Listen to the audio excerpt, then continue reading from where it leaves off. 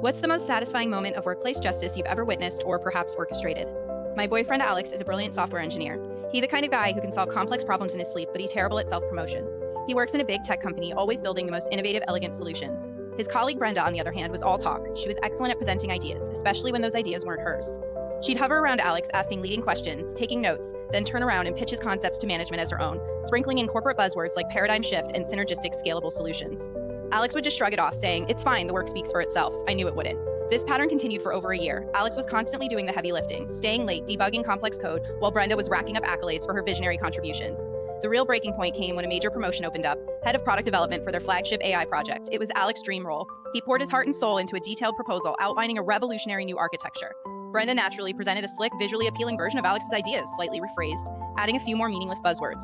A week later, Alex came home utterly defeated. Brenda got the promotion. He was told he was too focused on the technical weeds and lacked strategic vision. I was furious. Alex was heartbroken, ready to quit, but I wasn't going to let Brenda get away with it. I knew Brenda was obsessed with her online persona. She practically lived on LinkedIn, always posting about her insights and her leadership. I started digging. I went back through Alex's personal files, his time-stamped code commits, his early design sketches for the AI project. Then I cross-referenced them with Brenda's public posts, her conference presentation she'd uploaded, even her slightly obscure industry blog. It wasn't hard to find the patterns. There were specific, unique design methodologies Alex had pioneered that Brenda had replicated almost verbatim in her original content, sometimes just a few weeks after Alex had finalized them. The ultimate piece of evidence came when I found an early internal presentation Brenda had given, promoting her vision for the AI project. On one of the slides, tucked away in the corner of a complex architectural diagram, I found a tiny, almost invisible watermark, Alex's initials, from an old template he'd used before the company switched to a new one. She'd copied his entire diagram and missed a nearly invisible detail.